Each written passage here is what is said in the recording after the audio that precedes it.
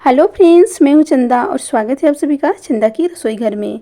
दोस्तों, एक बार फिर से मैं लेकर आई हूं आप लोगों के लिए इन 3 रंगों से बनी बहुत ही यमी मिठाई की रेसिपी। यह मिठाई बिल्कुल कम खर्चे में, कम सामान में बहुत ज़्यादा बनकर तैयार हो जाता है। अगर आपको 15 अगस्त में बांटना है बच्चों को मिठाई, तो यह 3 रंगों की मिठाई बनाकर बांटे, बच्चे बहुत खुश होंगे। बनाने में बिल्कुल आसान है, खाने में बहुत ज़्यादा स्वादिष्ट है। तो दोस्तों, अगर चैनल पर नए हैं तो चैनल को सब्सक्राइब कर ले। रेसिपी अच्छी लगी तो लाइक कमेंट शेयर करें। तो चलिए शुरू करते हैं आज की रेसिपी। यह मिठाई बनाने के लिए हम लेंगे सबसे पहले यहाँ पे 2 कप मैदा।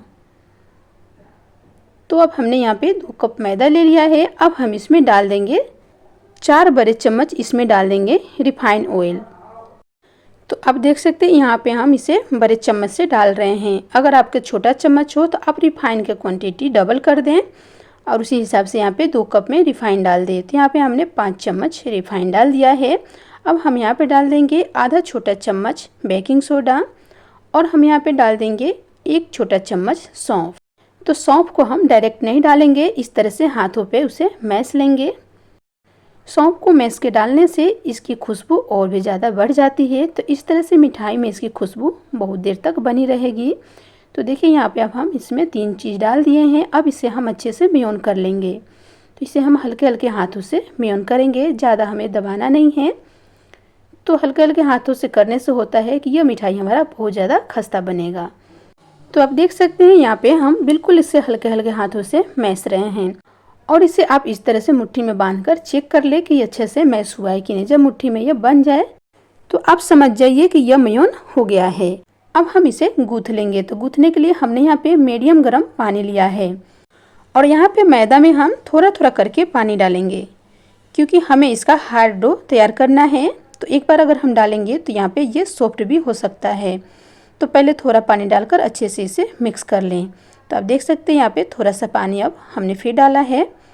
अब यह बहुत अच्छे से गूँथ जाएगा। तो यहाँ पे देखिए हम इस तरह से इसे गूँथ ले रहे हैं। तो इसे हमें ज़्यादा चिकना गूँथने की ज़रूरत नहीं है, हल्का फुल्का गूँथ लेंगे। तो देखिए यहाँ पे हमने गूँथ लिया है। अब हम यहाँ पे डाल देंगे 1 बड़ा चम्मच रिफाइन। अब रिफाइन डालकर एक बार इसे फिर से हम गूँथ लेंगे। तो देखिए इस तरह से अब हमने यहाँ पे मैदा को हल्का फुल्का गूँथ लिया है। तो इसे अब हम ढक देंगे और ढककर हम इसे आधा घंटा के लिए रेस्ट पर रखेंगे।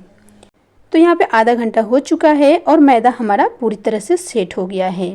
तो चलिए अब हम यहाँ पे मिठाई तैयार करेंगे। तो यहाँ पे हम मैदा को एक बार फिर से अच्छे से इस तरह मिक्स कर ले रहे हैं। तो यहाँ पे मैदा रेडी है। तो चलिए अब हम आगे प्रोसेस करते हैं। तो यहाँ हम एक पेपर ले लेंगे और पेपर पे एक हम यहाँ पे थाली रखेंगे। अगर आप यहाँ पे चकला बेलना चाहें तो चकला बेलना भी रख सकते हैं। पेपर बिछाने से थाली हमारा फिसलेगा नहीं, इसलिए हमने यहाँ पे पेपर बिछा लिया है। अब हम थाली पे थोड़ा सा सूखा आटा या मैदा रख देंगे। अब हम यहाँ पे डो को ले लेंगे और इसका एक मोटा लोई तैयार करेंगे। एक बार में ही हम यहाँ पे इसे मोटा लोई तैयार कर लेंगे। तो देखिए यहाँ पे हमने लोई बना लिया है। अब इसे हम हाथों से इस तरह से फैला लेंगे। लोई को इस तरह से फैलाने से हमें बेलने में बहुत आसानी होती है, तो इसलिए हम इसे फैला रहे हैं। अगर आप चाहें तो बिना फैलाए भी इसे बेल सकते हैं। तो यहाँ पे अब हम इसे बेल लेंगे। तो चलिए इसका अब एक हम मोटा रोटी बना ले रहे हैं। तो आपको दिखा दे रहे हैं कि कितना मोटा रोटी हमें इसका बनाना है। तो बिल्कुल सस्ती यहाँ पे हम मिठाई की रेसिपी आपको बता रहे हैं। बिल्कुल कम खर्चे में बहुत सारा मिठाई बनकर तैयार हो जाएगा। तो इस तरह से देखिए यहाँ पे हम इसे मोटा रोटी बना ले रहे हैं।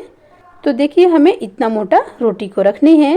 तो रोटी हमारा तैयार है। तो इसे अब हम कट कर ले रहे हैं। तो इस तरह से हम इसे आधा इंच के शेप में यहाँ पे कट कर रहे हैं। जब यह मिठाई तेल में जाएगी तो यह 1 इंच की बराबर हो जाएगी। बहुत ज़्यादा यह फूल जाती है। तो यहाँ पे हम आधा कट कर रहे हैं, आधा को हम हटा दे रहे हैं।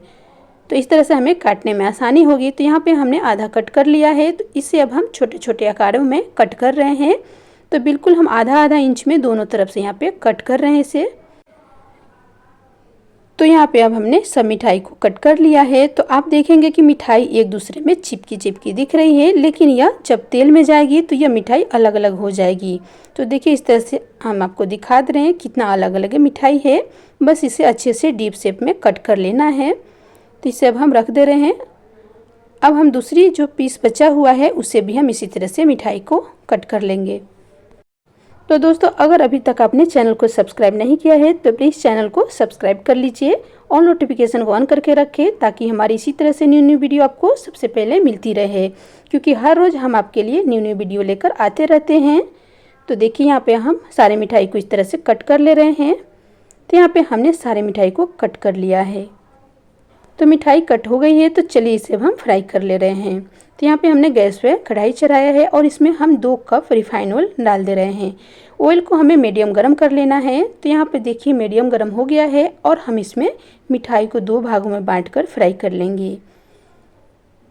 तो यहाँ पे 2 बार में हम यहाँ फ्राई कर रहे हैं। अगर आप चाहें तो इसे एक बार में भी कर सकते हैं, बस तेल की मात्रा बढ़ा दें और इसे एक बार में भी फ्राई कर लें।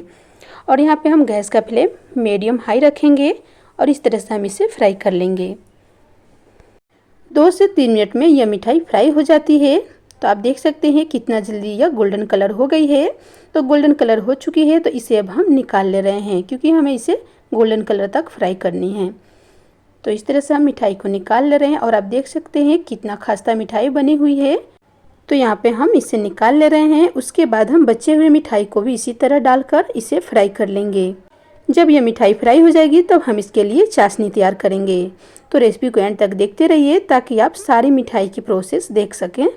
तो देखिए यहाँ पे हमने इसे फ्राई कर लिया है, तो इसे हम निकाल ले रहे हैं और ये मिठाई हमारी फ्राई हो गई है। तो अब हमने यहाँ पे गैस पे पैन चढ़ा लिया है। अब हम चाशनी के लिए डाल रहे हैं यहाँ पे 1.5 कप चीनी। तो यहाँ पे हमने मोटी वाली चीनी लिया है, तो इसलिए हम यहाँ पे 1.5 कप डाल रहे हैं और 1 कप पानी डाल देंगे। अगर आपकी पतली चीनी हो तो आप यहाँ पे 2 कप चीनी डाल दें और 1 कप पानी। तो 1 कप पानी डालने के बाद हम इसे मिक्स करेंगे। इसी तरह से देखिए अब इसमें उबाल आने लगा है और यहाँ पे इस मिठाई के लिए हम 2 तार की चाशनी बनाएंगे। तो इसमें आप देख सकते हैं गाढ़ापन आ गया है, तो इससे हम चेक कर ले रहे हैं। तो यहाँ पे आप देख सकते हैं कि इसमें तार बनने लगी है और तार बिल्कुल नहीं टूट रही है, यानी कि 2 तार की चाशनी हमारी बनकर रेडी है। और हमने यहाँ पे मिठाई को 3 भागों में बराबर बराबर करके बांट दिया है, क्योंकि हम 3 रंगों का मिठाई बनाएंगे। और चाशनी भी हमारी हल्की ठंडी हो गई है। तो यहाँ पे हमने ले लिया है 2 पीस बाउल। अब बाउल में हम बराबर बराबर करके यहाँ पे चाशनी डाल देंगे। तो यहाँ पे हमने चाशनी डाल दिया है। इसी तरह से हम दूसरे बाउल में भी डाल देंगे और हम यहाँ पे 1 बाउल और ले लेंगे, तो उसमें भी हम इसी तरह से चाशनी को डाल दे रहे हैं। तो तीनों चाशनी बराबर बराबर हो गई है। तो अब हम एक चाशनी में यहाँ पे ग्रीन फूड कलर डालेंगे और इसे हम अच्छे से इस तरह मिक्स कर लेंगे। अब हम 1 कटोरी की मिठाई इस चाशनी में डाल देंगे। तो यह हमारी ग्रीन कलर की मिठाई बनकर तैयार हो जाएगी और इसे 10 मिनट के लिए वैसे ही छोड़ देंगे। तो इस तरह से चाशनी मिठाई में अच्छे से सेट हो जाएगी। तो चलिए इसे हम रख देते हैं और इसी तरह से हम एक चाशनी में यहाँ पे ऑरेंज फूड कलर डाल देंगे और इसे भी इस तरह से मिक्स कर ले रहे हैं। और एक दूसरी कटोरी की मिठाई हम ऑरेंज फूड कलर में, यानी कि ऑरेंज वाली चाशनी में हम यहाँ पे डाल देंगे। तो यह हमारी ऑरेंज कलर की मिठाई बनकर तैयार हो जाएगी। तो इसे भी हम 10 मिनट के लिए रख दे रहे हैं। अब बच गई है यहाँ पे 1 बाउल। तो इस बाउल में हम कोई कलर नहीं डालेंगे, यहाँ पे हम मिठाई डाल देंगे और इसे हम अच्छे से मिक्स करेंगे। तो यह हमारी तीनों कलर की मिठाई बनकर तैयार हो जाएगी। तो ये लीजिए, बच्चों के लिए तिरंगा मिठाई बनकर तैयार है।